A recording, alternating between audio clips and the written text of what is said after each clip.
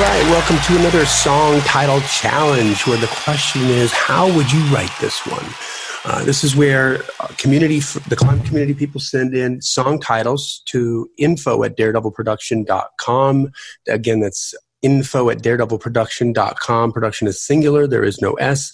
And I spring them live to Brent on the air, and we mimic the first 15 minutes of your typical professional songwriting session on Music Row, where we'll just circle around and orbit around the concept or the title of the song and try to cook up 4 or 5 completely different concepts for how you could write the lyrics before we start just writing the lyrics. Mm-hmm. You get inside the mind of a hit songwriter here. You kind of learn a little bit more creative way to approach it that I think is going to add tremendous value to your songwriting, in the sense that you're just looking at different angles already. You're just trying to be intentionally clever right out of the box. Mm-hmm. By the way, it's 100% your songs. It's not a co-write in any way, shape, or form. If you send your song title in, just a fun, creative exercise just to see if we could think up something that maybe you didn't think up and right. Maybe nobody else was thinking of. And it's been like a real popular mini-sode series here on this podcast because people love it. So you got anything you want to add to that, brother? Put me on the spot. No, this is just to try and encourage you to dig deeper, show you some different ways of thinking about your titles. You know, it's not about showing off how smart Johnny and I are or anything like that. It's about going, oh my gosh, okay, the first thing I thought of was this angle on it, but they kept digging for 10, 15 minutes and they came up with like 3 more. I can do that. I need to do that. So that's what this is. Again, it's not a correct. It's not feel free to use. Yeah, I think it's inspiring, like, because she's like, oh man, okay. And it's, I mean, I always think it's like fun. Like that would be like one of the most fun parts of the write, was just coming up with a different angle that nobody thinks, before you got to get into the drudgery of actually writing. What's the first line? I don't know. I don't know. All right. So this one was submitted by climber Vicky Walker. Oh, she warned me she was sending one in. Yeah. I said, don't tell me what it is. Yeah. And this is, I mean, I can think of a couple different ways this could go, but let's see what you can come up with here at Word Boy. The song title is 6-Pack and a Prayer. Okay, 6-Pack and a Prayer. All right. Yeah. That definitely sounds like a country title. Yeah. All right. So, I'm a country hammer. So most of these look like country nails to me. I try to figure out how can we write this to give us the best chance of getting a country cut, or even better, a country hit. So 6-Pack and a Prayer, some things I like about it. There's an image there. You have the kind of built-in dichotomy of alcohol and spiritual stuff. You have the alliteration of pack and prayer. So there's there's some good stuff going on here. And it kind of opens a loop. Oh, what's going on with the 6-Pack and a prayer? That's right. So I'm just going to start riffing because this is brainstorming, right? So there's a thing about not going too spiritual with it, but it's like, trying to get the girl back and just trying to hang out. You got a 6-Pack and a prayer, of that's just going to kind of take you back. You're just kind of hanging out and you're trying to get back in her good graces. There's that. There's, you lose your, I think of the Luke Bryan song. What is it? Drink a beer. He lost a good friend. He's going to sit on the pier and, drink a beer. Think about his buddy. So there's that kind of thing too of, man, something bad happened. You just, that's all you got left is a 6-Pack and a prayer. Maybe she's gone and that's what you got left. You got a 6-Pack in the fridge and a, prayer on your lips. And that's about, maybe she left and she took everything. But a 6-Pack and a prayer. All I got left is 6-Pack and a prayer, so hold on right there. Like, when I got divorced and we knew the day she was going to move out, and I just remember like my buddies they knew that was the day. And I think they were thinking about it a lot more lucidly than I was. I was just kind of like in a little bit of a fog, what I mean? I can't imagine. It's a little weird. And I remember I just came home and the house was empty. Like she wasn't there, but neither was anything else. Like my furniture, it looked like I was moving into the place. You know what I mean? Like everything was gone. And I was like, and that's just a crazy feeling, right? But then, like, in walks my boy Eric with a 6-Pack. We just sat down in the living room and drank a couple beers. I mean, I totally get that whole thing. What are you gonna do? Yeah, I mean, and that makes me think of a song I did too about moving back in. You said it looked like I was moving in.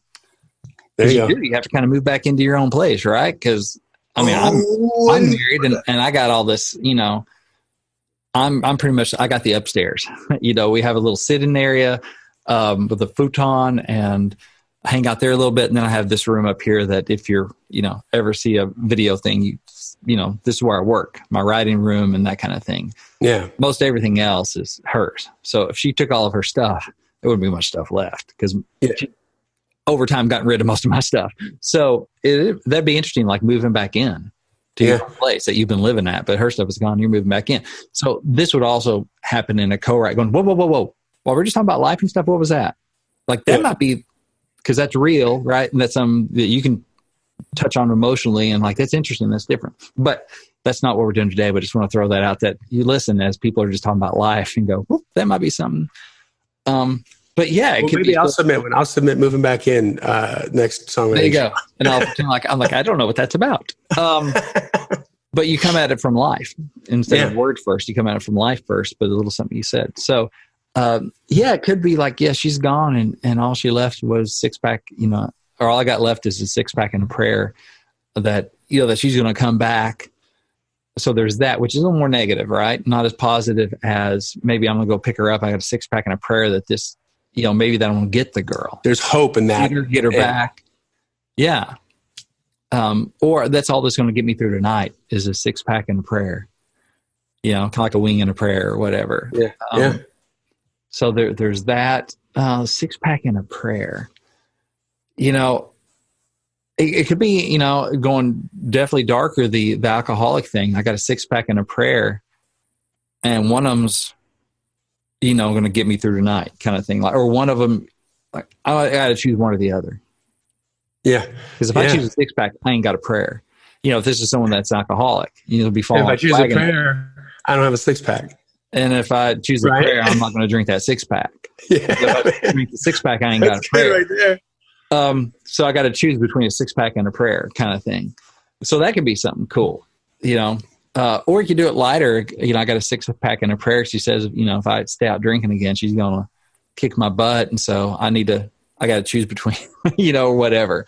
There's that kind of thing, like dating the good girl. And, she don't want me living this kind of lifestyle. What am I going to choose between a 6-pack and a prayer? So sometimes with your titles, you're changing what comes before, what comes after. You're just looking at it through different lenses. Like I have a 6-pack and a prayer, or I'm choosing between a 6-pack and a prayer. Yeah. Or I'm caught between a 6-pack and a prayer, which could be, I'm out wanting to do, when I was a kid, I was caught between a 6-pack and a prayer. I had the 6-pack in the back, in the trunk or whatever, but I had mama's prayers around with me praying that I'd choose a better path. So there I was caught between a 6-pack and a prayer, Ooh, Bible in the dash, the glove box and a 6-pack in the trunk or whatever, in the back. That kind of thing. And I'm riding around between a 6-pack and a prayer, because literally one's in the glove box kind of in front of him, one's in the back seat in the cooler behind him, and he's, what's he going to do kind of thing, as you're a kid and you're growing up and you're making life choices kind of thing. You could do that kind of thing. That's a good one right there, just because of the nostalgia part of it, right? Like you're either the kid listening to this song on the radio, living that and you're relating to it, or you're relating to it because you were that kid. Yeah. When you were younger. Yeah. Or maybe we go together like a 6-pack and a prayer. I'm a little rock and roll, you live in the country. Exactly. Yeah. Like Donnie Marie. Exactly. Yeah. So that'd be interesting. Like, that's good. Yeah, that's really good. We go together like a 6-pack and a prayer, like a, then you kind of do some listy stuff, things that don't really go together. Yeah. But kind of do, but can, Right. Like sake and seltzer. Do what? Like sake and seltzer. That's really weird. I'm not sure about that. That's funny. So 6-pack and a prayer. Let's see here. But, and also, and this is, if the prayer doesn't work, I'm going to need the 6-pack. Yeah. So, which is kind of riffing off a similar idea I've heard before.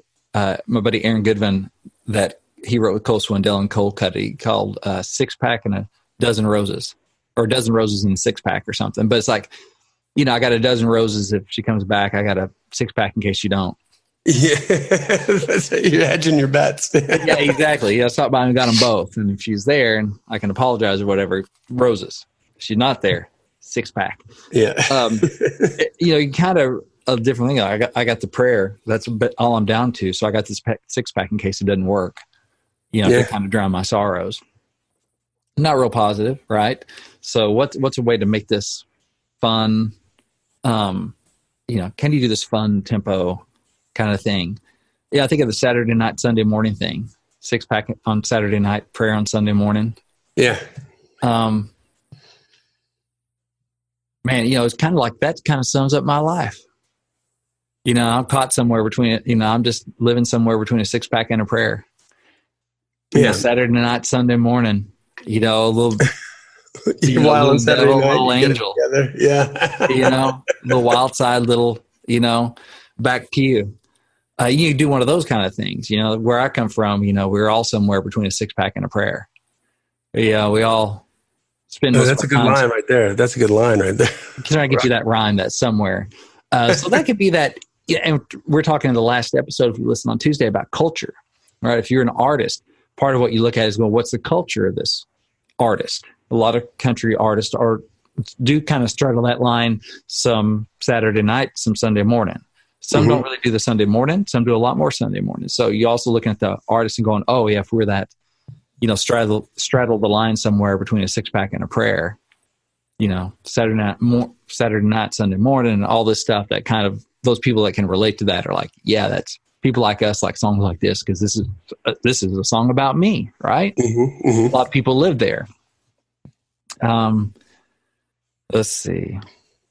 So there's some interesting stuff there. I mean, this one has a lot to dig into.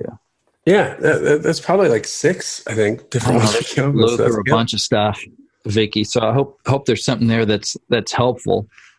So if Vicky wants to, maybe she's got a couple titles that she wouldn't want read over the air, and would want to do this exact song title challenge exercise with you privately, or maybe she loves one of the ideas you came up with. Hey, you want to co-write this? Like, well, how would she go about doing that?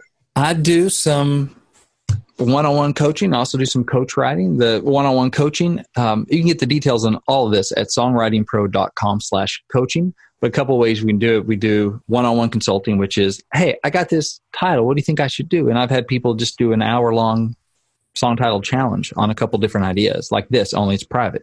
So they don't have to share. And we do that. Or they say, I have these questions. You do Q&A. You just do general, career advice, all that stuff. With coach writing, that's actually, we sit down usually for 2 hours and we actually dig in and try to write as much of the song as we can get done in 2 hours and actually write it together. And actually, instead of me going, oh, you could do this, you could do that. I'm like, here's some lines. Let's see if we can actually, in the coaching, what I do is like, here's this mountain you're trying to get over. I'm like, you may want to take that pass over there to the left. With the coach writing, I'm like, here, give me a bag. Come on, let's go. And I'm hiking up it with you to actually dig in and get all the details right. So songwritingpro.com/coaching. Also do song feedback. If you have something you've already written and want to send it in, then you can email me the song and I send you back my feedback on it too. Not interactive, but it's another option as well. That's also at songwritingpro.com/coaching. All right, guys. Well, there you go. That takes us to another song title challenge. Once again, if you have a title, you can send in as many as you want. Send it to info@daredevilproduction.com. The production is singular. There is no S. info@daredevilproduction.com. And please put song title challenge in the subject line so that it gets into the right folder.